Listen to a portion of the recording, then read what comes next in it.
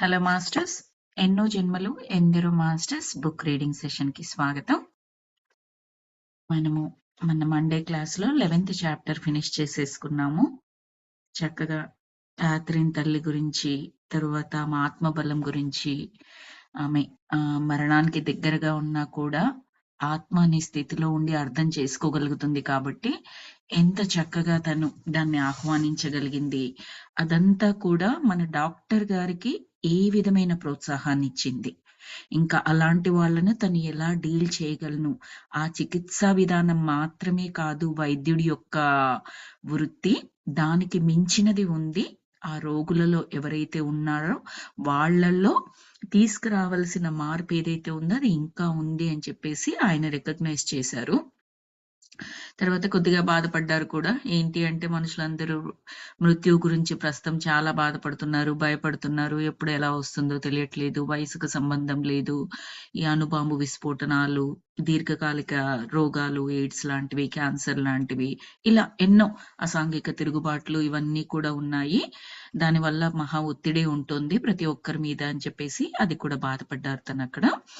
So అలాగే వైద్యులు తమ దగ్గరికి వచ్చిన రోగులకు చికిత్స అందించేటప్పుడు వాళ్ళ అనుభవాలని కించపరచకూడదు, వాళ్ళని లోకువ చేయకూడదు అని ఇంకొక సందేశం చెప్పారు. సో అదన్నీ కూడా మనం లాస్ట్ క్లాస్ లో నోట్ చేసుకున్నాము. ఇప్పుడు నెక్స్ట్ చాప్టర్ లోకి వెళ్దాం. 12th chapter. క్యాథరిన్ కి తొలి చికిత్సా సమావేశం నిర్వహించినప్పటి నుండి ఇప్పటిదాకా 3.5 నెలలు గడిచిపోయాయట. ఆమె అస్తవ్యత లక్షణాలు అదృశ్యమైపోవడమే మాత్రమే కాకుండా ఓ చక్కటి అభివృద్ధి కూడా ఏర్పడింది ఆమె ఆరోగ్యంలో. ఆమె ఇప్పుడు తేజస్సుతో ప్రకాశిస్తూ ఉంటోంది. ఓ మహాప్రశాంతమైన శక్తి క్షేత్రం ఆమెను ఆవరించేసి ఉన్నది. అందరూ ఆమె పట్ల ఆకర్షితులవుతున్నారు. హాస్పిటల్లోని భోజనశాలలో ఉదయపు పలహారం చేస్తూ ఉన్నప్పుడు ఎంతో మంది పురుషులు, స్త్రీలు కూడా ఆమె దగ్గరికి వచ్చేస్తూ ఉండేవాళ్ళు. నువ్వు ఎంతో అందంగా ఉన్నావు, ఆ మాట చెప్పాలనిపించింది కాబట్టి నీ దగ్గరకు వచ్చి చెబుతున్నాను అనేవాళ్ళు వాళ్ళందరూ. గేలం దారాన్ని లాక్కొని దానికి చిక్కిన చేపను పట్టుకుంటున్నట్లుగా ఓ అదృశ్య ఆధ్యాత్మిక పాశంతో అందరినీ ఆమె ఆకర్షిస్తూ ఉంటుంది. ఎంత చక్కటి ఉదాహరణ ఇచ్చారు చూడండి. గేలం దారాన్ని లాక్కొని దానికి చిక్కిన నీళ్ళల్లో చేపను పట్టాలి అంటే ఆ గేలం వేస్తారు కదండి, ఆ గేలం దారాన్ని లాక్కొని దానికి చిక్కిన చేపను పట్టుకుంటున్నట్లుగా ఓ అదృశ్య ఆధ్యాత్మిక పాశంతో అందరినీ ఆమె ఆకర్షిస్తూ ఉంటుంది. అంటే ఎంత ఆకర్షణ శక్తి పెరిగిపోయింది ఆధ్యాత్మిక శక్తి ఆమెలో ప్రవేశించడం వల్ల, పెరగడం వల్ల అనేది చెప్తున్నారు. ఆమె ఆ ఫలాహారశాలలోనే ఎన్నో ఏళ్ల నుండి తిండి తింటోంది, కానీ అప్పుడు ఎవరి దృష్టిలోకి రాలేదు. ఇప్పుడు మాత్రం దృష్టిలోకి వచ్చింది. ఎప్పటిలాగే ప్రగాఢ యోగ నిద్ర పారవశ్య స్థితిలోకి చేరుకుంది.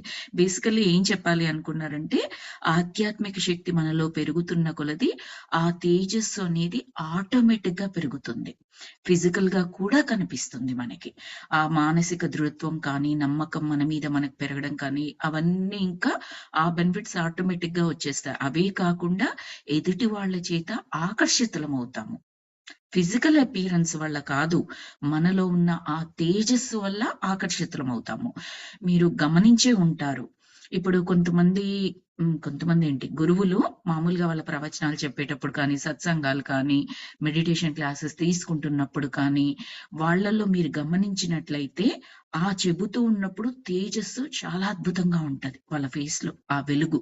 మీరు విడిగా చూడండి, అదే వ్యక్తుల్ని ఆ వేదిక దిగిన తర్వాత విడిగా చూడండి, విడిగా మాట్లాడుతూ ఉండండి, అప్పుడు డిఫరెంట్ గా ఉంటది.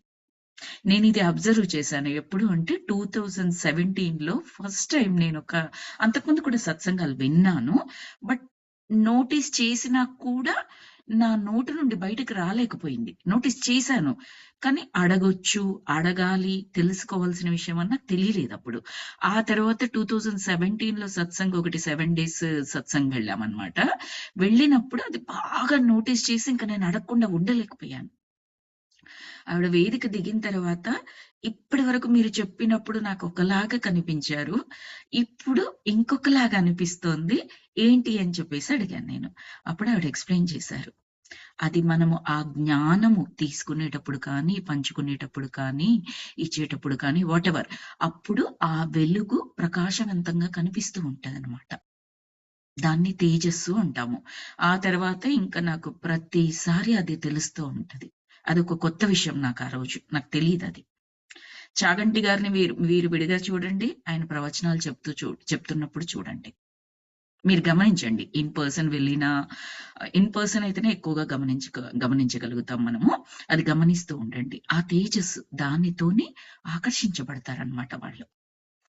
ఇక్కడ అదే పాయింట్ మనకు చెప్పారు.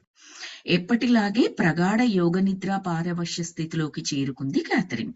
మసక చీకటి గదిలో వంకీలు తిరిగి ఉన్న క్యాథరిన్ కురులు ఆమె పడుకొని తలవాల్చి ఉన్న ఆ పసుపు పచ్చని దిండు మీద పిల్ల కాలువలు ప్రవహిస్తున్నట్లు కనిపిస్తోంది. ఆమె ఏం చెప్తుందో ఇప్పుడు చెప్తున్నారు. నాకు భవనం కనిపిస్తోంది. అది రాతి నిర్మాణం. ఓ మొన తేలినట్లు. ఇక్కడ ప్రతిసారి మనకిప్పుడు చికిత్సకొచ్చింది, యోగ నిద్రలోకి తీసుకెళ్లారు. ఫస్ట్ లో ఎలా చెప్తున్నారు, ఇంకా అలా చెప్పట్లేదు. మనకు అర్థమైపోతుంది అక్కడ జరుగుతున్న సంభాషణ బట్టి. ఇప్పుడు యోగ నిద్రలోనే ఉంది ఆవిడ. నాకు భవనం కనిపిస్తోంది, రాతి నిర్మాణము. ఓ మొన తేలినట్లున్నది ఏదో కనిపిస్తోంది ఆ భవనం కప్పు మీద. అదొక పర్వత ప్రాంతం. ఎంతో తేమ రొచ్చు నేల. ఒక బండి వెళుతూ కనిపిస్తోంది భవనం ముందు. ఆ బండి నిండా గడ్డి ఉన్నది జంతువుల మేత కోసం. అక్కడ కొంతమంది మనుషులు కూడా ఉన్నారు. జెండాలు పట్టుకుని తిరుగుతున్నారు. ఎన్నో రంగులతో ఉన్నాయి ఆ జెండలు. వాళ్ళు మూరులను గురించి మాట్లాడుకుంటున్నారు. మూరులు వాళ్లతో జరుగుతున్న యుద్ధాన్ని గురించి మాట్లాడుకుంటున్నారు. తలలు కనిపించకుండా లోహంతో తయారు చేయబడిన శిరస్త్రాణాలను వాళ్ళు ధరించి ఉన్నారు. అది 1483వ సంవత్సరం. మనకు జనరల్ గా ఆవిడ సంవత్సరం ప్రతిసారి ఏం చెప్పదు. ఎన్నో రకాలుగా క్వశ్చన్స్ వేస్తారు మన డాక్టర్ గారు ఆ సంవత్సరం గురించి రాబట్టడానికి, ఏ కాలంలో ఎక్కడ ఉందని. ఇక్కడ మాత్రం తనకు తను చెప్పేసింది 1483వ సంవత్సరం అట. డేనుల గురించి ఏదో వినిపిస్తోంది. డేనులతో మనకు యుద్ధం జరుగుతోందా, ఓ యుద్ధమో జరుగుతున్నట్లు ఉంది అని చెప్పేసి చెప్తుంది. మూరులు డేనులు అని చెప్తోంది ఎవరి గురించో. నువ్వు అక్కడే ఉన్నావా అని డాక్టర్ గారు ప్రశ్నించారు. నాకు యుద్ధం ఏం కనిపించడం లేదు. 2 చక్రాలు ఉన్న కొయ్య బళ్ళు మాత్రమే కనిపిస్తున్నాయి. వెనక వైపు ప్రక్కల్లో ఖాళీగా ఉన్న బళ్ళు అవి. కర్రబద్దలతో తయారు చేయబడిన బళ్ళు. వాళ్ల మెడల మీద కూడా లోహపు తొడుగులు ఉన్నాయి, శిలువ హారం లాగా. వాటి అంచులు వంగి నునుపు తేలి ఉన్నాయి. ఒక మత సన్యాసి స్మారకం కోసం ఒక విందు జరుగుతోంది అక్కడ. నాకు కత్తులు కనిపిస్తున్నాయి. వాళ్ల వద్ద ఒక విధమైన కత్తులు, బాకులు ఉన్నాయి. ఎంతో భారీ కత్తులవి. పదును లేని మొద్దు బారిన అంచులతో ఉన్నాయి ఆ కత్తులు. ఏ యుద్ధానికో వాళ్ళు సన్నద్ధం అవుతున్నట్లు కనిపిస్తోంది. అక్కడ వాతావరణం గురించి తను ఏం చేస్తోంది ఎక్స్ప్లెయిన్ చేస్తోంది. ఎవరో ఒకరి మత సన్యాసి యొక్క స్మారకం కోసం వాళ్ళందరూ అక్కడ విందుకు జరుగుతోందట. అక్కడ ఉన్నారు. ఉన్న వాతావరణం ఎలా ఉందంటే వాళ్ళందరూ ఏదో యుద్ధం కోసం సన్నద్ధులవుతున్నట్టుగా ఆ కత్తులు, కటారాలు వాటన్నింటితో కలిపి ఉన్నారట వాళ్ళు. వాటికి సంబంధించిన వాటిని డిస్క్రైబ్ చేసింది. నువ్వు కూడా అక్కడ ఉన్నావేమో చూడు, అన్ని పక్కలకి తిరుగు చూడు. బహుశా నువ్వు కూడా ఒక సిపాయివేమో. ఎక్కడి నుంచో ఆ సిపాయిలనే చూస్తున్నావు కదూ నువ్వు అని అడిగారు డాక్టర్. అంటే ఆమె యొక్క పాత్ర ఏంటి అక్కడ? జస్ట్ బయట అవుట్ సైడర్ గా చూస్తుందా, ఒక సిపాయా ఏంటి అన్నట్లుగా ఈయననే క్వశ్చన్స్ అందిస్తున్నారు. అంటే నేను సిపాయిని కాదు అని చెప్పింది. సరే చుట్టూ చూడు మరి ఒకసారి అని అడిగారు. నేను వంట సరుకులను పట్టుకొచ్చాను. అది ఒక గ్రామం, ఏదో ఊరు అని కాసేపు మౌనం వహించింది. ఆమె సిపాయి కాదట, వంట సామాన్లు తీసుకొచ్చింది అక్కడికి. ఏదో గ్రామం, ఊరు అని చెప్పేసి మౌనంగా ఊరుకుంది. మళ్ళీ ఈయన అడిగారు, ఇప్పుడేం కనిపిస్తోంది నీకు?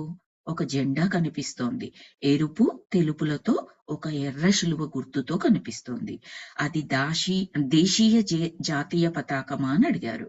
కాదు, రాజ సైనికుల జెండా అది అని ప్రతిస్పందించింది. మీకు రాజు ఉన్నాడా? ఎస్, ఉన్నాడు. ఆ రాజు పేరు నీకేమైనా తెలుసా? నాకు వినిపించడం లేదు, కానీ ఆ రాజు ఇక్కడ లేడు. ఒకసారి చూసుకో, నువ్వు ఎటువంటి దుస్తుల్ని ధరించి ఉన్నావు. ఒక పెద్ద తోలు కోటును, ఓ చొక్కా మీద జంతువు తోళ్లతో తయారు కాబడిన బూట్లను వేసుకుని ఉన్నాను. ఎవరూ నాతో ఇక్కడ మాట్లాడడం లేదు అని చెప్పింది. అలాగా, నీ జుట్టు ఏ రంగుతో ఉన్నది? అంటే నెరిసిపోయిన రంగుతో ఉన్నది. నేను ఒక వృద్ధుణ్ణి. జుట్టు మీద నెరుపు చారలు కనిపిస్తున్నాయి. ఓకే. ఆ యుద్ధం గురించి నువ్వేమనుకుంటున్నావు? అంటే మళ్ళీ ఏం చెప్తుందంటే, యుద్ధాలు మా జీవితంలో ఒక భాగంగా తయారైపోయింది. ఇంతకు ముందు జరిగిన పోరులో నా బిడ్డను పోగొట్టుకుని ఉన్నాను. ఓ అవునా? మీ అబ్బాయినా? అంటే అవును. ఆమె ఎంతో దుఃఖంతో చెప్పింది. ఎవరు మిగిలి ఉన్నారు నీకిప్పుడు? ఎవరితో ఉంటున్నావు అని అడిగారు. నా భార్యతోనూ మరియు నా కూతురుతోనూ. మీ అబ్బాయి పేరేంటి అని అడిగారు. వాడి పేరేంటో తెలియడం లేదు. వాడు నాకు గుర్తున్నాడు. నా భార్యను నేను చూస్తున్నాను. క్యాథరిన్ స్త్రీ పురుష ఎన్నింటిలోనో ఉంది అని చెప్తున్నారు. ఆమె ఏమన్నదంటే, వాడి పేరు తెలియడం లేదు ప్రస్తుతం. ఇప్పుడు వాడు నాకు గుర్తున్నాడు, కాకపోతే నా భార్యను నేను చూస్తున్నాను అని చెప్పింది యోగ నిద్రలో. అప్పుడు ఈయనేమంటున్నారంటే, క్యాథరిన్ ఇప్పటి వరకు ఎన్నో స్త్రీ పురుష జన్మల్ని తీసుకుంది. అంటే మానవ ఆత్మ అనేది కేవలం పురుష జన్మే తీసుకుంటుంది, స్త్రీ జన్మే తీసుకుంటుంది కాదు. ఆ లైఫ్ ప్లాన్ ని బట్టి ఏ జన్మ కావాలో ఆ జన్మ తీసుకుంటూ ఉంటుంది. కాబట్టి మనం స్త్రీ జన్మ తీసుకున్నాము, పురుషులను ద్వేషించాలి, తిట్టాలి, లేదా అది ఈజీ జన్మ, హార్డ్ జన్మ అలా డిసైడ్ చేసుకోవడానికి లేదు. పురుష జన్మ తీసుకున్నాము, ఇంకా స్త్రీలను హింసించడము, వాళ్ళని చిన్న చూపు చూడడము, ఇంకొకటి అలా చేయకూడదు. ఎప్పుడు ఏ జన్మనో మనం కూడా తీసుకుని ఉంటాము పూర్వ జన్మలలో. వచ్చే జన్మలు ఉన్నాయంటే వాటిల్లో కూడా తీసుకుంటారు. కాబట్టి ఇప్పుడు ఎక్కడ ఉన్నామో అదే శాశ్వతము అన్నట్లుగా దానికి మాత్రమే మనము బద్ధులమై ఉండాలి, దాన్ని సపోర్ట్ చేయాలి, వేరే దాన్ని మనం విమర్శించాలి అనేది ఉండకూడదు మాస్టర్స్. సో క్యాథరిన్ స్త్రీ పురుష జన్మలన్నింటిలోనూ ఉంది. ఇప్పటి జన్మలో ఆమెకు సంతానం లేదు. మిగతా ఎన్నో గత జన్మల్లో ఎంతో సంతానం ఆమెకు ఉన్నది. ఇప్పటి వరకు మనకు ప్రస్తుత క్యాథరిన్ జన్మలో ఆమెకు పిల్లలు ఉన్నట్లుగా మనకి ఎక్కడ చెప్పలేదు. ఓన్లీ స్టూవర్ట్ తో రిలేషన్షిప్ ఉంది అని చెప్పేసి, లివ్ ఇన్ రిలేషన్షిప్ ఉంది మాత్రమే చెప్పారు మనకి. కానీ పూర్వ జన్మలలో సంతానం ఉంది అని చెబుతున్నారు. నీ భార్య ఎలా ఉంటుంది అని అడిగారు. అంటే ఎప్పుడు నీరసంగా అలసిపోయి ఉంటుంది. ఆమె కూడా వృద్ధురాలే. మా వద్ద కొన్ని మేకలు ఉన్నాయి. ఓకే. నీ కుమార్తె నీతో ఉంటుందా? లేదు. ఆమెకు పెళ్ళైపోయింది, భర్తతో వెళ్ళిపోయింది. అయితే నువ్వు నీ భార్య మాత్రమే ఇద్దరే ఒంటరిగా ఉంటున్నారా? అవును. నీ జీవితం ఎలా ఉన్నది? మేము చాలా నీరసించిపోయి ఉన్నాము. ఎంతో బీదవాళ్ళము. మా జీవితం అంత సుఖవంతంగా ఉండదు. ఓకే. అది కాదు నేను అడుగుతున్నది. నీ కొడుకు పోయాడు కదా! ఆ లోటు నీకు కనిపిస్తోందా? అంటే అవును అని ముక్తసరిగా జవాబిచ్చి ఊరుకున్నది. కానీ ఆమె తన దుఃఖాన్ని దిగమింగుకుంటూ ఉన్నది. సరే, మీరు రైతులా? నేను అదే విషయాన్ని మార్చే ఆమె దుఃఖంగా ఉంది కదా, ఆ విషయాన్ని మార్చే ప్రయత్నం చేస్తూ, మీరు రైతులా అని అడిగారు. అవును, గోధుమలు పండిస్తాము. ఎన్ని యుద్ధాలను చూసావు నీ జీవితంలో? ఎంతో నష్టాన్ని పొందుతూ ఉండవచ్చు కదా అంటే అవును అని చెప్పింది. అన్ని యుద్ధాల తర్వాత కూడా బ్రతికి వృద్ధుడవయ్యావన్నమాట అని అడిగారు డాక్టర్.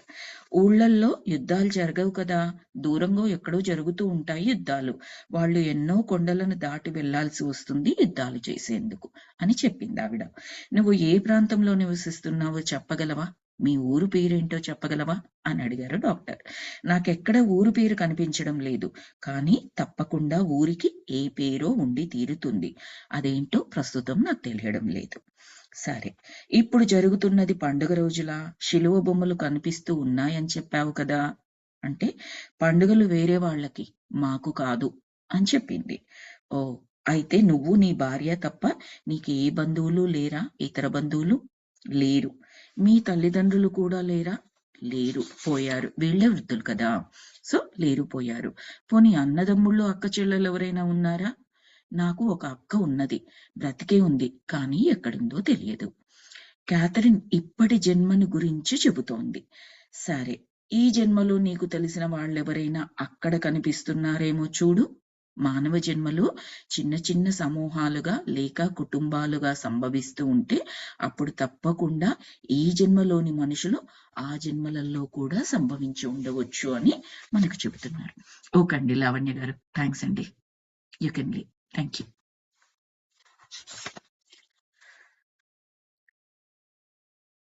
క్యాథరిన్ ఇప్పటి జన్మను గురించి చెబుతోంది. సరే, మనకేమని చెప్తున్నారు డాక్టర్ అంటే, మానవ జన్మలు చిన్న చిన్న సమూహాలుగా లేక కుటుంబాలుగా ఉంటున్నట్లయితే అప్పుడట ఆ జన్మలలో ఈ జన్మలోని మనుషులు ఉండడానికి అవకాశం ఉంటుంది అని చెప్తున్నారు. ఒక రాతి బల్ల కనిపిస్తోంది, వంట పాత్రలు కనిపిస్తున్నాయి అని చెప్పింది. ఓ, అయితే అది మీ ఇల్లా అని అడిగారు. అవును, ఏదో పసుపు పచ్చని వంట పదార్థం కనిపిస్తోంది, మొక్కజొన్న గింజల్లాంటిది, దీన్ని మేము తింటూ ఉంటాము. ఓకే, సరే. సమాచారాన్ని మరింత వేగంగా రాబట్టేందుకు ప్రయత్నిస్తూ ఇలా అన్నారు డాక్టర్. ఏమనంటే, మీరెంతో కష్టపడుతూనే ఉన్నారు ఈ జీవితంలో, నువ్వేం ఆలోచిస్తున్నావు అని అడిగారు. అంటే గుర్రాల గురించి అని చెప్పింది. నీ గుర్రాలున్నాయా వేరే వాళ్ళవా అని అడిగారు. నాది కాదు, సైనికులవి, కొంతమంది సైనికులవి. ఎంతో మంది సైనికులు నడిచే వెళ్తుంటారు, కానీ అవి గుర్రాలు కావు, గాడిదలు. గుర్రాల కంటే కొంచెం పొట్టిగా ఉంటున్న గాడిదలు. వాటిలో ఎక్కువగా అడవి గాడిదలే ఉన్నాయి. ఫస్ట్ గుర్రాలని చెప్పింది, మళ్ళీ తర్వాత కాదు కాదు అవి గాడిదలు, పొట్టిగా ఉంటున్న గాడిదలు అని చెప్పింది. కాలంలో ఇంకాస్త ముందుకు వెళ్ళు అని సూచన ఇచ్చారు ఈయన. నువ్వు ఎంతో వృద్ధుడివి, నీ జీవితంలోని చివరి రోజులకు వెళ్ళు అని చెప్పారు. అంటే ఆమె, కానీ నేను మహావృద్ధుణ్ణి కాను, గత జన్మల అనుభవాలను పొందుతున్నప్పటి క్యాథరిన్ నా సూచనలను ప్రతిఘటిస్తూనే ఉంటోంది. ఎక్కువగా వస్తున్న జ్ఞాపకాలను, జరుగుతున్న సంఘటనలను ఉన్నదున్నట్లు చెబుతోందే కానీ నా సూచనలకు అనుగుణ్యంగా ప్రవర్తించేందుకు ఉద్యమించడం లేదు. ఒకప్పుడు మనకు గుర్తుంది, ఏదైనా ఈయనకు అవసరమైన విషయం రాబట్టలేకపోతున్నారనుకో, కాస్త ముందుకు వెళ్ళు, వెనక్కి వెళ్ళు, చివరి రోజుల్లోకి వెళ్ళు, అక్కడ ఏం జరుగుతోంది చెబుతూ అంటే దానికి తగ్గట్టుగా ప్రవర్తించేది. ఇప్పుడట అక్కడ ఆమెకి ఏం జరుగుతోంది ఏంటో అది చెబుతోంది తప్పిస్తే నా సూచనలకు అనుగుణంగా ప్రవర్తించేందుకు ఉద్యమించడం లేదు, అంటే అలా ప్రవర్తించడం లేదు అని చెప్తున్నారు. ఎందుకంటే ఇప్పుడు నేను వృద్ధున్నే కానీ మరీ అంత వృద్ధుని కాను అని చెప్తోంది. లాస్ట్ రోజుల్లోకి వెళ్ళమంటే వెళ్ళట్లేదు. ఈ జన్మలో నువ్వు పొందాల్సిన అనుభవాలు ఇంకా ఏమైనా ఉన్నాయా? పరిశోధించే పద్ధతిని కొంచెం మార్చుకొని అడిగాను. సరే, వినట్లేదు కాబట్టి ఏమీ ఆమె మీద ఫ్రస్ట్రేషన్ అలా ఏం అవ్వలేదు. పోనీ ఇంకా ఏమైనా ఉన్నాయా నువ్వు పునఃపరిశీలించుకునేవి అని అడిగారు. ముఖ్యమైన అనుభవాల గురించి తెలుసుకోవడం వల్ల నీకు నాకు ఎంతో ఉపయుక్తంగా ఉంటుంది అని చెప్పారనమాట. ముఖ్యమైనవి ఏమీ లేవు అని చెబుతోంది నిర్లిప్తంగా, నిర్వికారంగా. సరే, మరి ముందుకు వెళ్ళు, కాలంలో ఇంకాస్త ముందుకు వెళ్ళు, ఆ జన్మలో నేర్చుకుని తీరాల్సిన విషయాలు ఏమిటో తెలుసుకునేందుకు పనికొచ్చే సంఘటనలోకి వెళ్ళు. ఆ జన్మలో నువ్వు నేర్చుకోవాల్సింది ఏమిటో తెలుసుకున్నావా అని అడిగారు. లేదు, నేను ఇంకా ఇక్కడే ఉన్నాను. సరే, నాకు తెలుసు నువ్వు అక్కడే ఉన్నావని. నీకు ఏదైనా కనిపిస్తోందా? 1-2 నిమిషాలు గడిచిపోయిన తర్వాత ఆమె దగ్గర నుండి సమాధానం వచ్చింది. నేనిప్పుడు తేలుతూ ఉన్నాను అంతే. తేలుతూ అని చెప్పేసి చెప్పింది. అంటే ఆ వృద్ధుణ్ణి విడిచిపెట్టేశావా అని అడిగారు. అవును, నేనిప్పుడు తేలుతూ ఉన్నాను. ఆమె మళ్ళీ ఆధ్యాత్మిక స్థితిలోకి ప్రవేశించేసింది అని అర్థమైంది ఈయనకి. ఇప్పుడైనా గ్రహించావా ఆ జన్మలో ఏం నేర్చుకున్నావో? ఎంతో కష్టమైన జీవితం కదా అది. మనకు కావాల్సింది ఏంటి? జ్ఞానం. ఆ జన్మలో ఏం జ్ఞానం? ఎర్ర రంగు బట్టలు వేసుకున్నాను, తెల్ల రంగు బట్టలు వేసుకున్నాను, ఈవిడ భార్య, ఆవిడ కూతురు, ఈవిడ కొడుకు, ఇవన్నీ సరే బానే ఉంది. అవన్నీ ఎందుకు ఏర్పరచుకున్నాము ఆ లైఫ్ ప్లాన్ లో మనము? జ్ఞానం గురించి. మనం ఏమైతే నేర్చుకోవాలని ఆ లైఫ్ తీసుకున్నామో ఆ జ్ఞానం గురించి. ఇప్పుడు ఆధ్యాత్మిక స్థితిలోకి ఆ వృద్ధుడి శరీరాన్ని వదిలేసి వచ్చింది కాబట్టి, ఆధ్యాత్మిక స్థితిలో ఉంది కాబట్టి, ఆ జన్మలో నువ్వు నేర్చుకుంది ఏంటి చెప్పు, నాకు అర్థమైంది కష్టమైన జీవితం అని చెప్పేసి అంటున్నారు. అంటే మళ్ళీ కూడా అవును అని చెప్పి, కానీ నేను ఇప్పుడు తేలుతూ ఉన్నాను. ఇప్పటికి 3 సార్లు రిపీట్ చేసింది ఆ సెంటెన్స్. అయితే ఇప్పుడు డాక్టర్ ఏం చెప్పారంటే, సరే సరే ఇక విశ్రాంతి తీసుకో అని చెప్పారు. మరిన్ని నిమిషాలు నిశ్శబ్దంగానే గడిచిపోయాయి.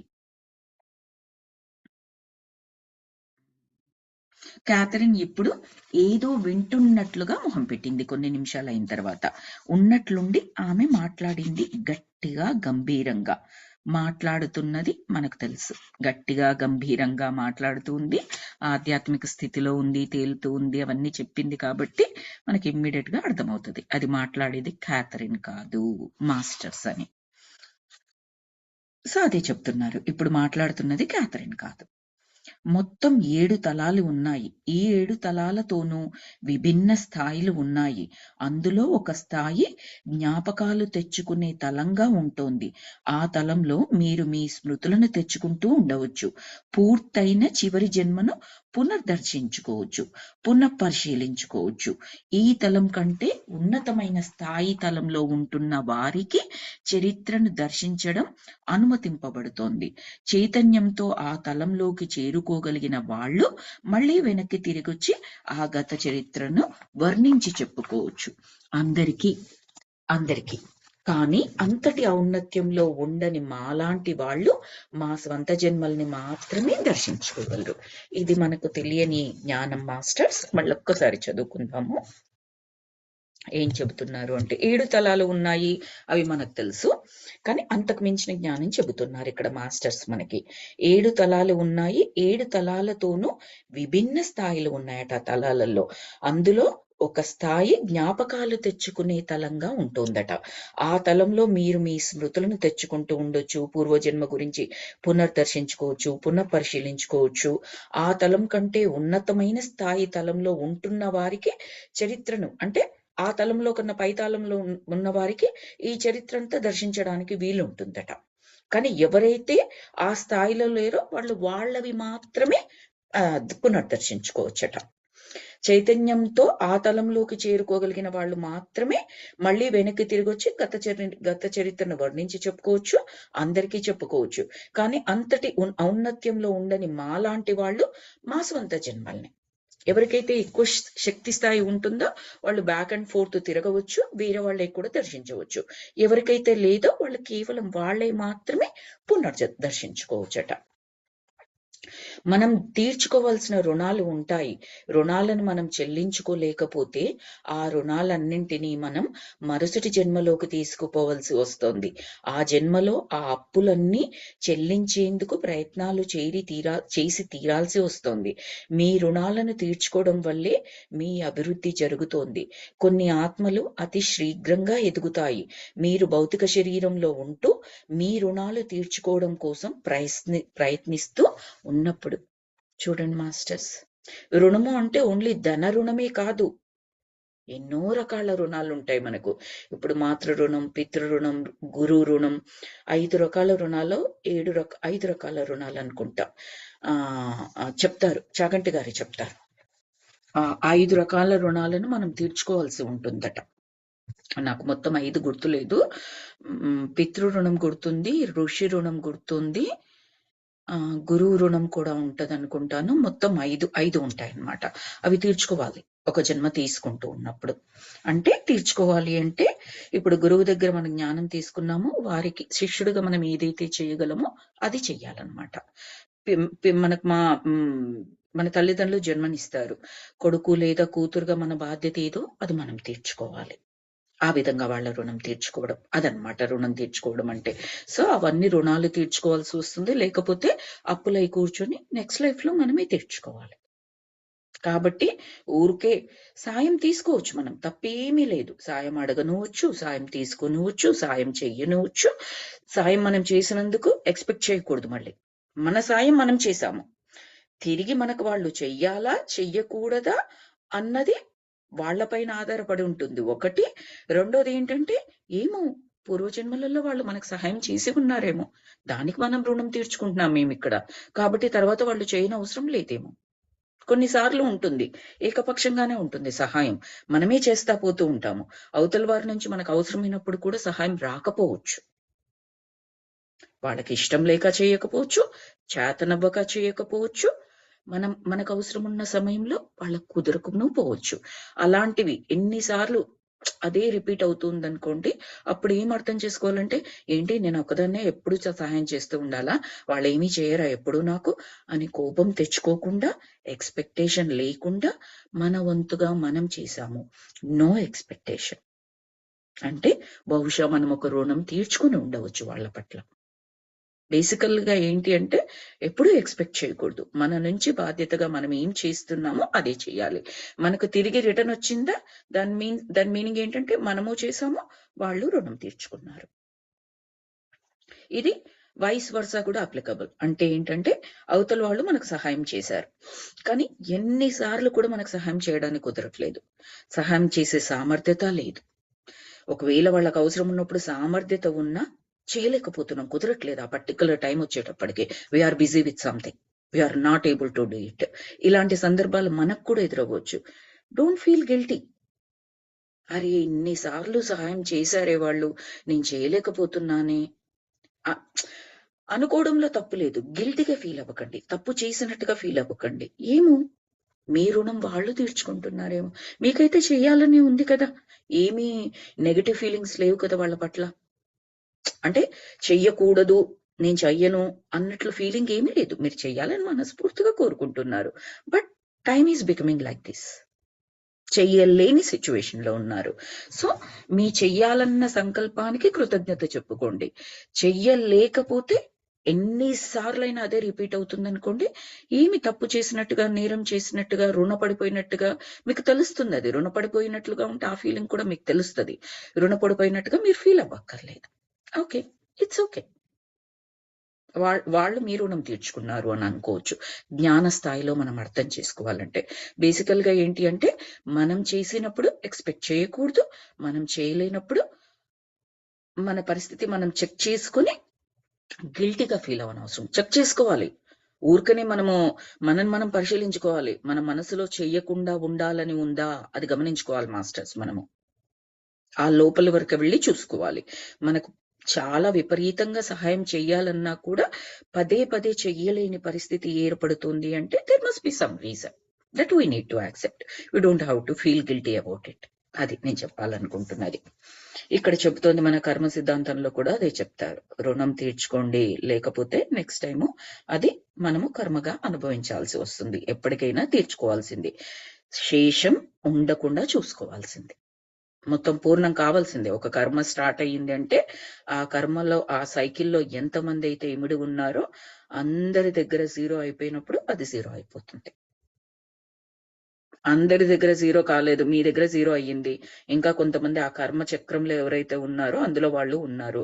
సింపుల్ లోటస్ వాటర్ రిలేషన్షిప్ లాగా ఉండాలి. ఆ కర్మను అంటకుండా ఉండాలి మీరు జీరో అయిపోయిన తర్వాత, అంతే. అదొక్కటే మార్గం.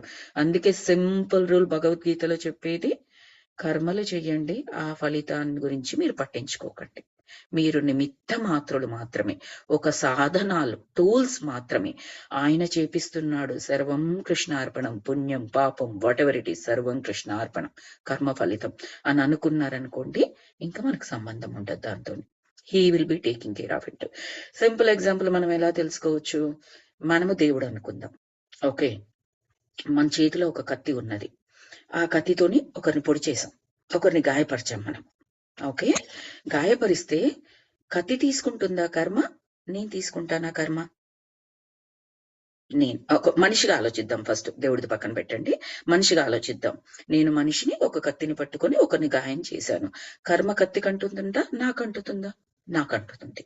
కత్తి కంటదు. కానీ తప్పు చేసింది ఎవరు అక్కడ? కత్తి తప్పు చేసింది. మరి కత్తికి ఎందుకు అందట్లేదు? కత్తి ఏ కర్మ ఫీల్ అవ్వట్లేదు, దేన్ని దానికి పట్టించుకోవట్లేదు. ఆ కత్తితో కూరగాయలు కట్ చేసినా నేను గొప్ప అని చెప్పట్లేదు. మీ కూర వండుకోవడానికి నేను ఉపయోగపడ్డాను, నేనే గొప్ప అని చెప్పుకోవట్లేదు. ఆ కత్తి తీసుకెళ్లి ఇంకొకరి గాయం చేసినా ఇది నా తప్పు అని ఫీల్ అవ్వట్లేదు. Because it's just a tool. అది ఒక సాధనం మాత్రమే. నేను చేస్తున్నాను, నాకంటుతుంది. అలాగే ఆ భగవంతుడు నేను అనుకుంటే మనము ఆయన టూల్స్. కర్మ ఫలితం ఆశించకపోతే టూల్స్, జస్ట్ అంతే. అక్కడ ఆ కర్మలో మనం ఉపయోగించబడ్డాము, ఆ మంచి మన ద్వారా జరిగింది, ఆ చెడు మన ద్వారా జరిగింది, దాట్స్ ఇట్. మనకి ఏ ప్రమేయం లేదు. సర్వం కృష్ణార్పణం అంతే. ఎక్కడికి పోదు. సర్వం కృష్ణార్పణం అంటే మనకు రావాల్సిన మంచి వస్తుంది. I mean to say like కొంతమందికి ఇప్పుడు ఉంటుంది, నేను ఇంత బాగా చేశాను, ఇంత చేశాను, మరి నాకు పుణ్యం దక్కకుండా పోతుంది కదా, కృష్ణుడు అకౌంట్ లో వేస్తే సర్వం కృష్ణార్పణం అని అంటే రాకుండా పోతుందేమో. Don't worry about it. పుణ్యము రాదు, పాపము రాదు, ఆ కర్మ ఫలితం అంటదు. బేసికల్లీ జన్మల సంఖ్య తగ్గిపోతుంది అనమాట మనకి. ఏ కర్మ అంటకుండా ప్రవర్తించినట్లయితే మరి జన్మ తీసుకోవాల్సిన అవసరమే ఉండదు. పూర్వజన్మల బాకీలు ఏవైతే ఉన్నాయో అవన్నీ ఆటోమేటిక్ గా నలిఫై అయిపోతూ ఉంటాయి. కొత్తవి ఏవి అకౌంట్ లో వేసుకోం మనం. సో పూర్ణం చేసేసుకుంటాం మన దాన్ని. అదనమాట. I hope I made you to understand. నేను కన్ఫ్యూజ్ చెయ్యలేదని అనుకుంటున్నాను. ఇదందరికీ మనకు తెలిసిందే కర్మ సిద్ధాంతం అనేది. అందుకే కాంప్లెక్స్ కర్మలోకి చిక్కుకోకూడదు అని చెప్తారు మాస్టర్స్. కాంప్లెక్స్ కర్మ చిక్కుకుంటే ఏంటంటే మనం నిమిత్త మాత్రులుగా వ్యవహరించకపోతే ఆ కాంప్లెక్స్ కర్మలో ఎంతమంది అయితే ఉన్నారో అంతమంది ఆ జ్ఞానం తీసుకునేంత వరకు మనము మంచివారం అయినప్పటికీ కూడా ఆ పుణ్య ఫలితం అనుభవించడానికి మనం కర్మలు తీసుకుంటూనే ఉండాలి అని చెప్తారు. వంశీ మాస్టర్ క్లాస్ లో ఉన్నాను. ఇప్పుడు ఇదేంటది, మన మాంసాహారం ఉంటుంది కదా, అదే ఎగ్జాంపుల్ చెప్పారు ఆయన. ఏంటి అంటే మాంసాహారం తినడం ఒక్కటే కాదు, తిన్నవాళ్లే కాదు, వండిన వాళ్ళకి సహాయం చేసిన వాళ్ళు. ఒక్క నిమిషం అండి. I'll give it to you. So వండిన వారికి సహాయం చేసిన వాళ్ళు, కట్ చేసిన వాళ్ళు, తీసుకొచ్చిన వాళ్ళు, ఇలా ఎంత మంది అయితే ఉన్నారో అంత మందికి ఆ కర్మ అంటుతుంది. మరి అంటకుండా ఎలాగా? వాడి జీవనోపాధి కదా అక్కడ. ఎవరైతే కట్ చేసి అమ్ముకుంటున్నారో అంటే సర్వం కృష్ణార్పణం అని ఎప్పుడైతే నివేదిస్తాడో ఆ వృత్తిలో నుంచి బయటకు వచ్చేస్తాడు. ఇంకొక వృత్తి కనిపిస్తుంది, ఆ దేవుడు ఇచ్చేస్తాడు. ఇంకక్కడితో అక్కడికి అయిపోతుంది. అదన్నమాట. అలాంటి కాంప్లెక్స్ కర్మలోకి చుట్టుకోవద్దు, మనం ఉండకూడదు అందులో అని చెప్తారు. ఎస్ స్వప్న గారు. ఏం లేదండి, అదే కాంప్లెక్స్ కర్మ అంటే ఏంటి అని అడుగుదామని అన్మ్యూట్ చేశాను. సో మెనీ పీపుల్ తో ఇన్వాల్వ్ అయ్యేది ఉంటుంది కదండి. మనం ఏమనుకుంటాం అంటే మనదో చెయ్యి అనుకుంటూ, మనదో మాట అనుకుంటూ కల్పిస్తూ ఉంటాం అందులో. మనకు తెలిసినా తెలియకపోయినా ఏదో చెప్పాలి, ఏదో చేసేయాలి, నేను చేసినట్టే. No no no no, clarity లేకుండా చెయ్యకండి. ఇది especially if you think it is not right for you. మనకంటూ ఒకటి లోపల చెబుతూ ఉంటది కదా. ఇప్పుడు 10 మంది కూడి ఒక 11వ వ్యక్తిని తప్పు చేశామని అని అంటుండొచ్చు, రైట్? మనం ఏం చేస్తాము, 10 మంది వాళ్ళు చూసి జడ్జి చేశారు, వాళ్ళు చూసి చెప్తున్నారు, వాడు తప్పే చేసి ఉంటాడులే అని ఒక మాట అనేస్తూ ఉంటాం. మనకి ఏమీ సంబంధం లేదు దాంట్లో. చిన్న మాట అంటామా లేదా? మామూలుగా ఇంతమంది చెప్తున్నారంటే నిజం అవ్వచ్చు, అసలు అక్కర్లేదు. ఆ మాట కూడా అక్కర్లేదు. మనం ఏం చేస్తామంటే ఆ గ్రూప్ తో పాటు ఉండడానికి, వాళ్ళ యొక్క ఆమోదం పొందడానికి మరీ కామ్గా ఉండకుండా ఆ అయ్యుండొచ్చు, అలాగే చేసి ఉంటాడేమో, లేకపోతే ఇంతమందికి ఎందుకంటారు, ఒక మాట సింపుల్ గా అనేస్తాము. ముందు తెలియదు, వెనక తెలియదు, ఆ మాట అనవలసిన అవసరం లేదు. ఏ మాత్రం వీలున్నా ఆ గుంపులో నుంచి జారుకోవాలి. ఫస్ట్ ఆ గ్రూప్ ఎనర్జీస్ నుంచి జారుకోవాలి. ఏ మాత్రం వీలున్నా. వీలు లేదు, తప్పనిసరి స్టే క్వైట్. ఎట్లా క్వైట్? ఫస్ట్ బాహ్య మౌనం పాటించండి, నోరు తెరవకుండా ఉండడానికి. 2, అదే టైంలో కుదిరితే అంతర్మౌనం. అంతర్మౌనం అంటే ఏంటి? గ్రూప్ లో తప్పనిసరి అక్కడ ఉన్నారు మీరు, చెవులకి ఏది వెళ్ళొద్దు, కళ్ళకి ఏది కనిపించొద్దు, మనసు ఏది అనాలిసిస్ చేయకూడదు. అక్కడ ఏది అక్కర్లే మనకి. కళ్ళు తెరుచుకొని ఉన్నాం కానీ ధ్యానంలో ఉన్నాం మనం. తప్పనిసరి అయింది కాబట్టి మన శరీరం అక్కడ నిలబడి ఉన్నది అనుకోవాలంతే. ప్రాక్టీస్ మీద వస్తుంది. చూడండి, ఇప్పుడు ఒక క్లాస్ వింటాం మనము, రైట్? ఒక మామూలుగా మన ఎడ్యుకేషన్ క్లాస్ అనుకోండి, సత్సంగ్ అనుకోండి, మన మెడిటేషన్ ఏదైనా అనుకోండి, మీరు ఒక దగ్గర వింటాము, ఒక 1 hour వింటాము. Do you think every single word in that 1 hour class is going in to us? ఎక్కడైనా ఇక్కడ కొన్ని మిస్, ఇక్కడెక్కడ చాలా సార్లు మిస్ అవుతాం, చాలా మిస్ అవుతాం మనం. అవునండి, అవునా?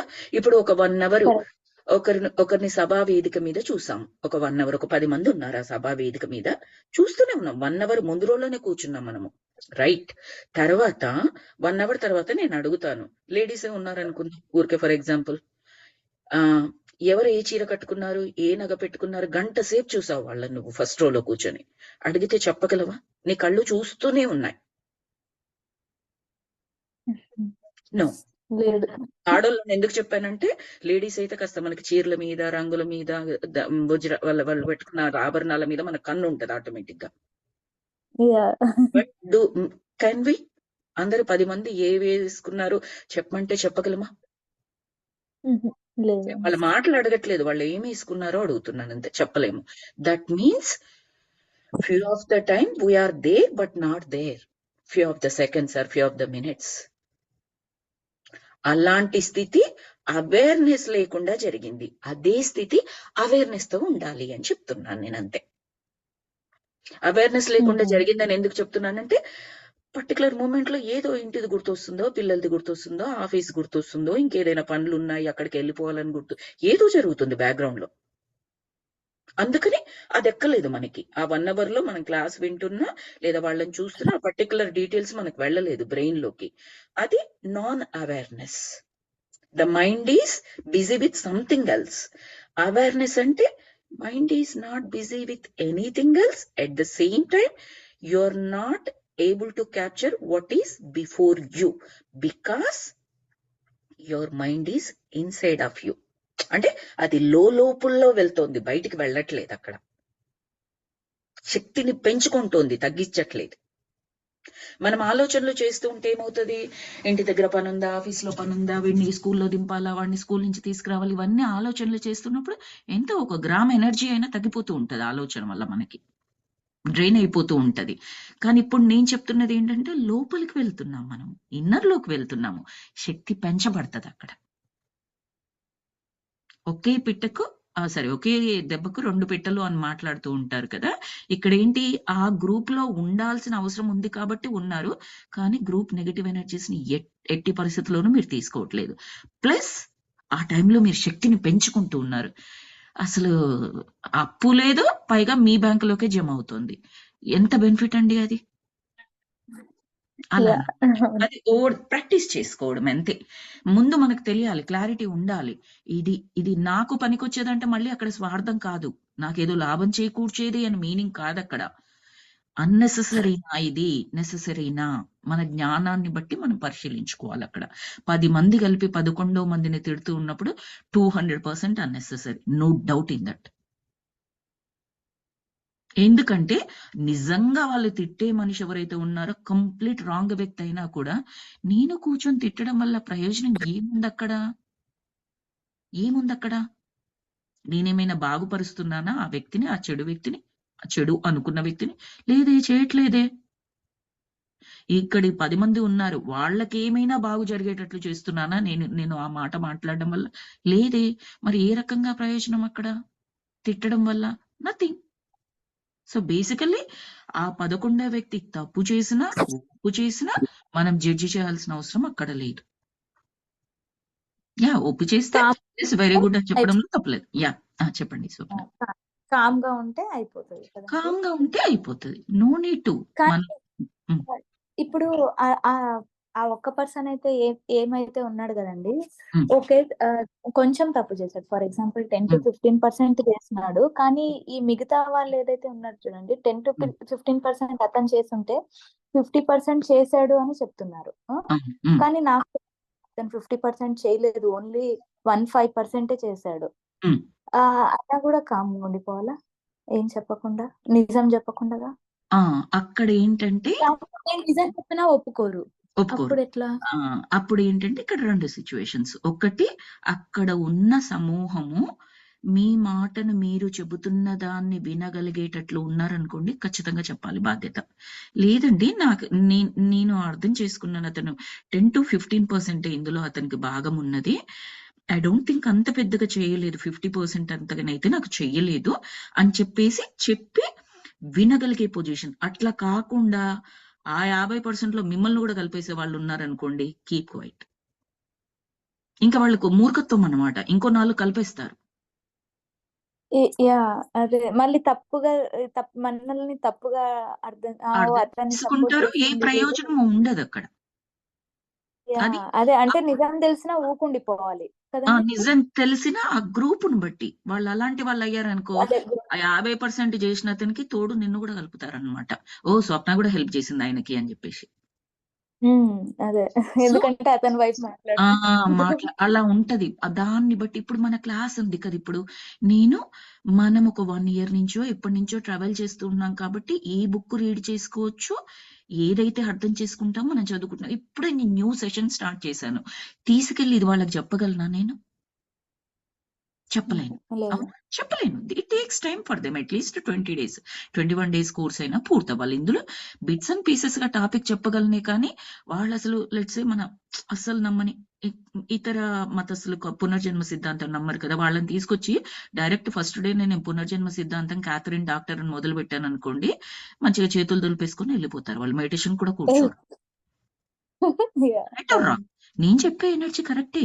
మీకేది చెప్పాలనుకుంటున్నానో వాళ్ళకే అదే చెప్పాలనుకుంటున్నాను. But they are not in that energy state.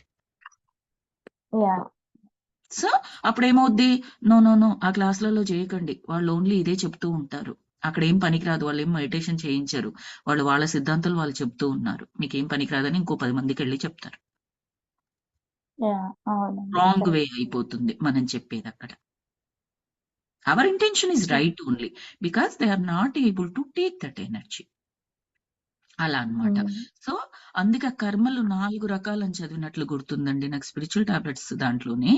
అకర్మ అని కూడా ఒకటుంటది. అకర్మ, వికర్మ, సుకర్మ, దుష్కర్మ అని గుర్తుంది. అంటే ఎక్కడైతే మనం మాట్లాడి చెప్పగలగాలో అక్కడ చెప్పాల్సిన బాధ్యత ఉంటుంది. చెప్పకపోవడం కరెక్ట్ కాదు. ఎక్కడైతే మాట్లాడాల్సిన అవసరం లేదో అక్కడ మాట్లాడడం తప్పవుతుంది. అది మనకు సంబంధించింది కాదు. Keep quiet. That's it. చెయ్యవలసిన దగ్గర చేయకుండా ఉండడం అకర్మ కిందకొస్తదనుకుంటా. చెయ్యాల్సిన దాన్ని చేయాల్సిన విధంగా చేయడం సుకర్మ. చెయ్యాల్సిన దాన్ని చెయ్యకూడని విధిలో చేయడం దుష్కర్మ. తర్వాత వికర్మ అన్నాను కదా! బహుశా అది మనం అనుకునే కేటగిరీలోకొస్తదనుకుంటా. 4 రకాల కర్మలుంటాయి. నాకు స్పిరిచ్యువల్ టాబ్లెట్స్ కోర్స్ చేస్తున్నప్పుడే ఎక్కడో చదివినట్లు గుర్తుందది. ఓకే. సో, అదనమాట. అది చూసి అవసరమైతేనే అందులోనే అనుకుంటా స్పిరిచ్యువల్ టాబ్లెట్స్ లోనే చెప్తారు. ఇప్పుడు మనకు తెలిసిన జ్ఞానం ప్రతి ఒక్కరికి వెళ్లి చెప్పాల్సిన అవసరం ఉన్నప్పటికిని చెప్పలేము, చెప్పకూడదు అన్నట్లుగానే చెబుతారు. ఎందుకు అంటే if they are not able to take what we are saying or what we are teaching them, we are sharing with them, it's of no use. Moreover అది ఇంకొక రాంగ్ రూట్ లోకి వెళ్ళిపోతుంది అని చెప్తారు. Make them come to the energy state where you will be able to explain them. అదన్నమాట. Just మన పిల్లల పెంపకం లాగానే తీసుకోవాలి దీన్ని. వాళ్ళకి ఏ స్టేజ్ లో ఉంటే అదే చెప్తాము. మన ఇంట్లో ఇప్పుడు 5th క్లాస్ చదివే పిల్లగాడు ఉంటాడు, జస్ట్ కిండర్ గార్డెన్ పిల్లగాడు ఉంటాడు. 5th క్లాస్ కి ఒకలాగా చెప్తాం ఒక విషయాన్ని, కిండర్ గార్డెన్ కి ఇంకోలాగా చెప్తాం. ఒక విషయం చెప్పాల్సి వచ్చినప్పుడు అంతే కదా! యాహ్! వాళ్ళ లెవెల్‌కి తగ్గినట్టు వాళ్ళ చెప్తాం. లెవెల్ కి తగ్గట్టు చెప్తాము. సేమ్ విషయమే కావచ్చు. ఒక పని చేయించడమే కావచ్చు. వీడికి ఒకలాగా చెప్తాము, వాడికి ఒకలాగా. ఆ పిల్లోడు అడుగుతాడు కూడా, అమ్మా నన్నైతే తిడతావు ఈ పని చేస్తే చేయకపోతే తప్పు చేస్తే, మరి వాడు చిన్నోడురా అని చెప్పేసి చెప్తాము. యాహ్! ఇంకా అర్థం చేసుకోలేడు. What does that mean? The energy state. వ్యావహారిక భాషలో మనం అలా మాట్లాడతాము. That applicable to here also. అదన్నమాట. యాహ్! నేను కూడా యాహ్! నాకు అర్థం కాలేదండి. అప్పుడు స్పిరిచ్యువల్ టాబ్లెట్స్ కోర్స్ చేస్తున్నప్పుడు చాలా క్లారిటీగా అర్థమైంది. అంతకుముందు అరే! తెలిసే వీళ్ళిలా చేస్తున్నారే, చెప్పాలే వాళ్ళతో చేయించకూడదు. ఇంటెన్షన్ చాలా మంచిది. వాళ్ళు కూడా బాగైపోవాలి. వాళ్ళకి జ్ఞానం తెలిసి ఆ తప్పు చేయకుండా ఉండాలి అని చెప్పేసి చెప్పాలి అన్నట్టుగా చెప్పలేకపోవడం తప్పు అన్న ఫీలింగ్ లాగా అలా అనిపిస్తూ ఉండేది. ఇప్పుడు వేరెవర్ ఇట్ ఈస్ నెసెసరీ అది మనకు అంతర్బోధ చేస్తూ ఉంటదండి. We don't need to worry. Universe will take care of it. Just మనం సరెండర్ అయిపోవడమే. నాకు చెప్పండి క్లారిటీగా. ఎక్కడైతే నేను మాట్లాడాలో అక్కడ నన్ను మాట్లాడించండి. ఎక్కడైతే అవసరం లేదో అక్కడ మేక్ మీ బి క్వైట్. నేను క్వైట్‌గా ఉండేటట్లుగా చూడండి. అది నాకు క్లారిటీనివ్వండి. అకార్డింగ్‌లీ నేను ఉండేట్టుగా నాకు హెల్ప్ చేయండి. Yes they will do it. After some time you will be on your own. మీకే తెలిసిపోతుందన్నమాట. యాహ్! అలా. అవునండి. యాహ్! Thanks okay. అండి. ఓకే అండి. Thank you. ఇవి నిత్య జీవితంలో జరిగేవి కాబట్టి మనకు చాలా సినారియోస్ ఉంటాయి తెలుసుకోవాల్సినయి. ఇక్కడెలా చేయాలి, అక్కడెలా చేయాలి క్వెషన్స్ ఒస్తాయి. అవేమి ప్రతి ఒక్క బుక్‌లో ఎక్స్‌ప్లెయిన్ చెయ్యరు. రైట్? అవును. ఆన్ ద హోల్ నాలెడ్జ్ ఇస్తారు. అక్కడి నుంచి తీగల్లాగా, దారాల్లాగా మనం మన సినారియోస్‌కి అప్లై చేసుకుంటూ వెళ్ళాలవి. ట్రూ. యాహ్! థాంక్ యూ అండి. ఇదొక పారాగ్రాఫ్ చదువుకుందాం మనము. అండి. యాహ్! మనం తీర్చుకోవాల్సిన రుణాలు ఉంటాయి. రుణాలను మనం చెల్లించుకోలేకపోతే, ఆ రుణాలన్నింటినీ మనం మన మరుసటి జన్మలోకి తీసుకుపోవాల్సి వస్తుంది. ఆ జన్మలో ఆ అప్పులన్నింటినీ చెల్లించేందుకు ప్రయత్నాలు చేసి తీరాల్సి వస్తుంది. మీ రుణాలను తీర్చుకోవడం వల్లే మీ అభివృద్ధి జరుగుతోంది. కొన్ని ఆత్మలు అతి శీఘ్రంగా ఎదుగుతాయి. మీరు భౌతిక శరీరంలో ఉన్నప్పుడు మీ రుణాలను తీర్చుకోవడం కోసం ప్రయత్నిస్తూ ఉన్నప్పుడు. అప్పుడు వేగంగా ఎదుగుతాయట. ఏ అవాంతరమో ఏర్పడి ఆ రుణాన్ని తీర్చే మీ సామర్థ్యం క్షీణిస్తూ ఉంటే అప్పుడు మీరు జ్ఞాపకాల తలంలోకి వెళ్ళాల్సి వస్తోంది. అక్కడికి వెళ్ళి మీరు నిరీక్షించాల్సొస్తుంది. మీరు బాగా చెల్లించాల్సిన మనిషి ఆత్మ మిమ్మల్ని కలుసుకునేందుకు ఆ తలంలోకి వచ్చేదాకా. ఇప్పుడు మనం కాంప్లెక్స్ కర్మ చెప్పుకున్నాం కదా! మీకు బాగా రుణం తీర్చాలని ఉంది కానీ అవాంతరాలు ఏర్పడుతూ ఉన్నాయి. ఎవరిదో రుణం తీర్చాలి. అతని కుదరట్లేదో, మనకు కుదరట్లేదో అదలా ఉండిపోయింది. అతను జన్మ తీసుకునేదాకా మనం వెయిట్ చేయాలండి. అది గుర్తుపెట్టుకోవాలి మనము. నేను రెడీగానే ఉన్నాను సిద్ధంగా వెంటనే మొత్తం మూటంతా ఇచ్చేసేయడానికి. ఆయన మనతో పాటు జన్మించడానికి, శరీరం తీసుకోవడానికి, ఆ ప్లాను ఆయన కూడా ఆ లైఫ్‌లో ఏర్పరచుకోవడానికి సిద్ధంగా ఉంటేనే నేను చేయగలను. నాకు మాత్రమే సంబంధించిన కర్మ కాదు. ఇంకొకరు కూడా అందులో ఉన్నారు. వాళ్ళతో పాటు కుదరాలి. ఇద్దరూ కలిపి వాకింగ్ చేద్దాము అని అనుకుంటున్నారు ఎవ్రీడే మార్నింగ్ 6:00కి అనుకుంటున్నారు. కానీ నువ్వు, అతను ఇద్దరూ కలిపి 6:00కి కుదిరితేనే చేస్తారు. ఏ ఒక్క రోజు అతను కుదరకపోయినా ఇద్దరూ కలిపి చెయ్యాలి అన్నది మీరు చేయలేరు. మీ అంతట మీరు వెళ్ళిపోతారు. కానీ అతనితో పాటు వెళ్ళలేరు. కానీ మీ లక్ష్యం ఏంటి? ఇద్దరూ కలిపి చేయాలది. అతను కుదరకపోయినా చేయలేరు. మీకు కుదరకపోయినా చేయలేరు. అదన్నమాట. సో, మీరు బాగా చెల్లించాల్సిన మనిషి ఆత్మ మిమ్మల్ని ఆ తలములో కలుసుకునేదాకా మీరు వెయిట్ చేయాలి. ఆ తర్వాత మీరిద్దరూ మీ భౌతిక తలంలోకి ఒకే సమయంలో తిరిగి వెళ్ళిపోయి రుణం తీర్చేసుకున్న తర్వాత కానీ మళ్ళీ తిరిగి ఈ తలంలోకి రాలేరు. 2 సున్నాలు చేసుకోవాలి. ఇచ్చేటాయన ఇచ్చేసేయాలి. తీసుకునేటాయన తీసుకోవాలి. ఈ తలంలోనే మీరు నిర్ణయించుకోవాల్సి వస్తుంది ఎప్పుడు తిరిగి రావాలో, రుణం తీర్చుకోవడానికి ఎన్ని ప్రయత్నాలు చేయబోతున్నారో కూడా ఇక్కడే నిర్ణయించుకోవాలి. అంటే ఆ కాంతిలోకంలో. అప్పుడు మీకు మీ ఇతర జన్మలేమీ గుర్తుండవు.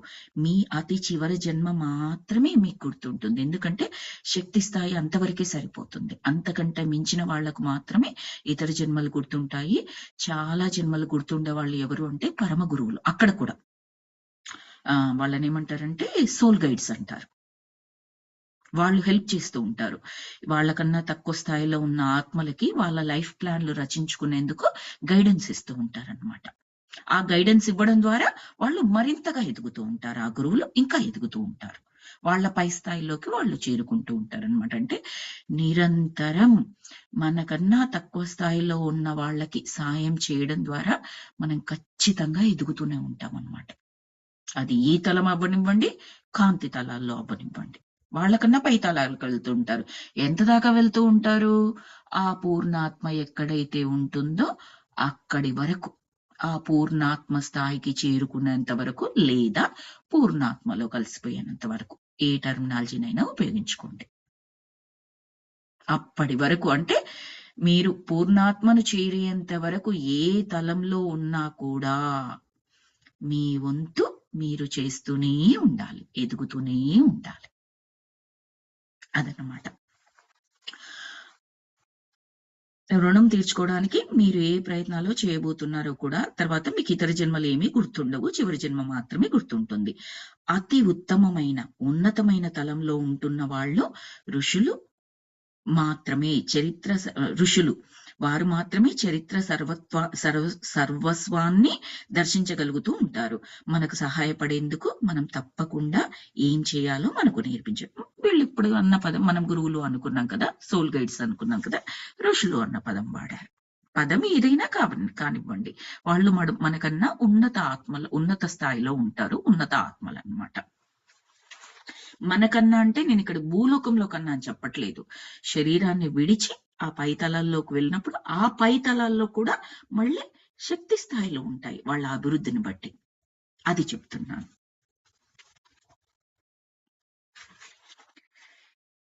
ఏడు తలాలు ఇక్కడికి స్టాప్ చేసుకుందామా మాస్టర్స్? నెక్స్ట్ మళ్ళీ మరింత పెద్దగానే ఉంది పారాగ్రాఫ్ ఇది. మళ్ళీ కాస్త ఏమంటారు కాంప్లెక్స్ నాలెడ్జ్ చేయిస్తున్నట్లున్నారు. నెక్స్ట్ మనం ఇక్కడ స్టాప్ చేసేసుకుందామండి ఈరోజు. Next I will be taking tomorrow's class too. As of now నాకు ఏమీ మీటింగ్స్ అలా ఏమీ లేకపోతే నేనే తీసుకుంటాను. తీసుకోవాలని కోరుకుంది కాబట్టి కుదురుతుందనే అనుకుందాం మనము. Thank you so much for joining today's meditation session. Thank you అండి.